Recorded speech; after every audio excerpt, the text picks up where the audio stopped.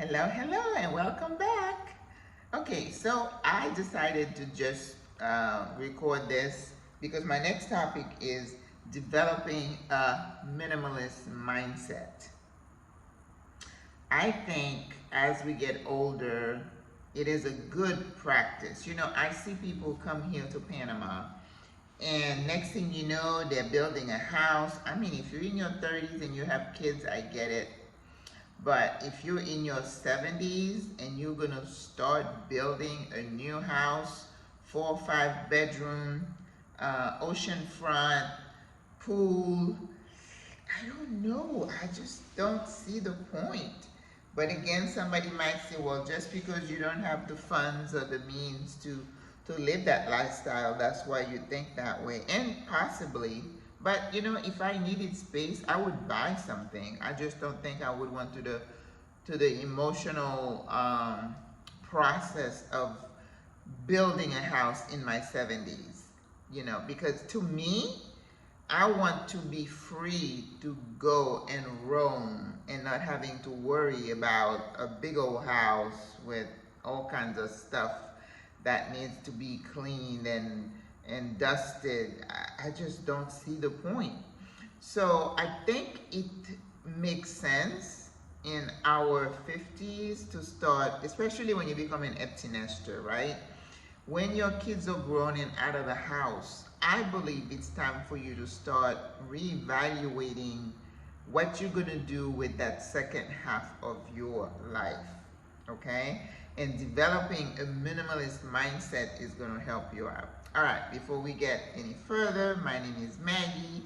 I'm a retired nurse practitioner and I have been in Panama for the last 15 months, still loving it. I used to be one of those who used to say, oh my God, retire, oh no. I mean, it wasn't that long ago. I could hear myself say that. Retire? What would I do with my time? Well, sis, I am so busy now that I'm like, I need to stop. I need to go, I need a vacation because I'm just doing too much. But that's because that's me. And that is work that I enjoy. That is, let me say work, I'm not being paid or anything, but that is one of the things that I do to keep myself excited, engaged, and keep the mind going, right? So before we go any further too, I would like to ask you to click the little buttons down below, share the video, like it, and subscribe to the channel. Everybody's doing it. All the channels that are growing are doing it. That's because we need as many people to hear this information. Single Women Retiring Abroad, which is the name of this channel, is dedicated to the single woman, older woman who has decided to move abroad for retirement. So I want to give you the tools and all the information that you might need. You know, a lot of people are doing that, helping Black women abroad, retirees abroad. I'm mainly focused on the single older woman because, you know, I feel like our needs are a little bit more unique. And because of my background as a nurse practitioner, I want to make sure that we have what we need to age in place in wherever our second, third, fourth home is. Okay? So let's talk about the minimalist mindset. We are taught, encouraged in our society in the Americas and maybe in Europe, maybe not so much, to equate success status with things, you know, trappings, what we have. And so we accumulate stuff, whether it's clothing, artwork, furniture, cars, trips, we accumulate things. And sometimes at our own expense, you know, in terms of our health and relationships, because we want people to see us, to hear us. And it's not always a good thing. So hopefully as you get older, you realize the errors of your ways, that there was no reason for me to spend so much time and money accumulating stuff. And what has it done for you? Not much, right? Just put you in a lot of debt. That's probably what it's done. So in your 50s, as an empty nester, I think it's time for you to look at how you go, because you're going from cooking for like 4 or 5 people to cooking for two or even one. So your food budget should decrease. Then you need to look around and say, do I need this big house? What am I going to do with all this stuff? And sometimes moving to a smaller house makes sense, right? If the market is right and you make a profit, you do it. And at this point, I'm sitting here thinking, I should have sold my house a couple of years earlier and would have made a good amount of money. But I put it on the market, and the market tanked. So that's why I still have it. So timing is everything. So how do you start a minimalist mindset? I told you in the previous video, I started looking at all my suits and my shoes and my boots and my bag, and I'm like, I'm never going to use this stuff again. I'm not planning to go back to working those jobs. So why not give them away? Find organization, non-profits who could use them. Start doing it, but you have to be, my favorite word, intentional, okay, about doing that. So your closet space should get better, and mine did get better, even though I went from 67 pairs of shoes to 32. It was just still too many, because I was only going to be wearing flats and sandals. So give it away. If you don't have anybody who wants them, Goodwill will take it, okay?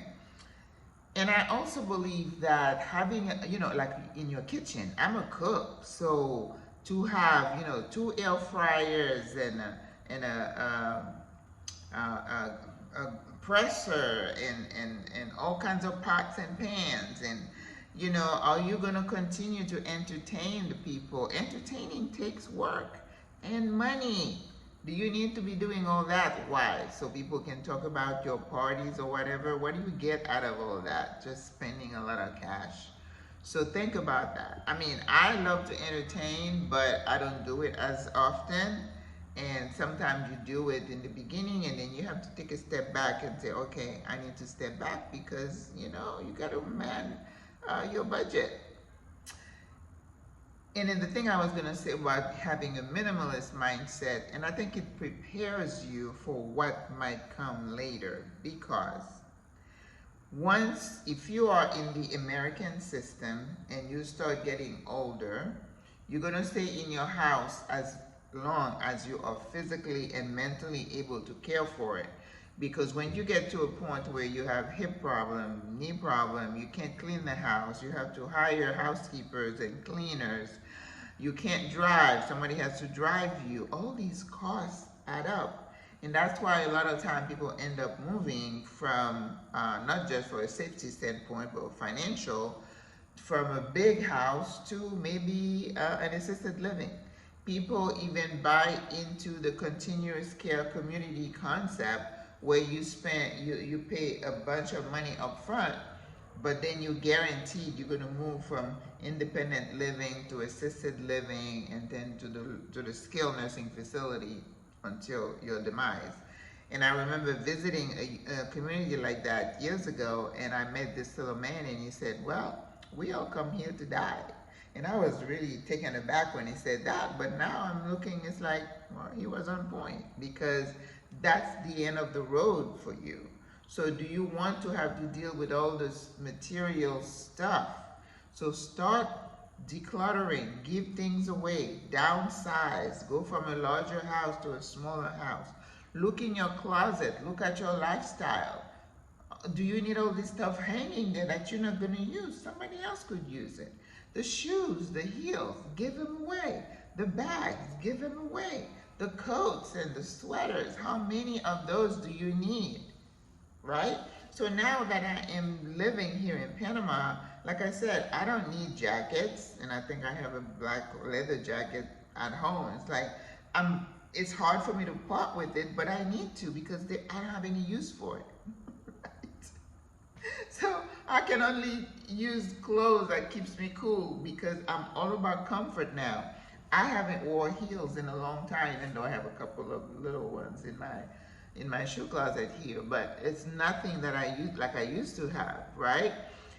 Even my jewelry, my God, I had so many pieces of, not gold or anything, but just casual jewelry. And I'm like, why do I need 25 sets of earrings? I don't.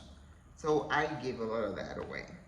So pots and pans, those were because those are kind of held close to my heart because I'm a cook. It's like, oh, my cast iron. I miss my cast iron when I went to South Africa.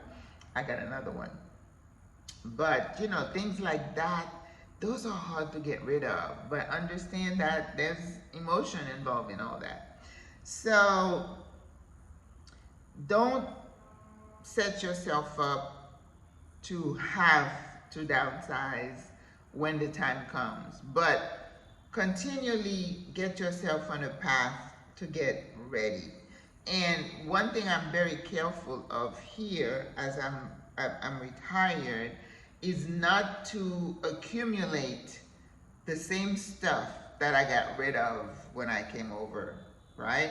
So I'll look in my kitchen and I'm like, oh, I don't have one of those. Oh, I don't have one of those. And next thing you know, the other day I look in my closet and I'm like, why do I have 12 tops in here? And I don't use them that much. So I have to consciously be aware that I don't replicate here what I have worked really hard to get rid of over there.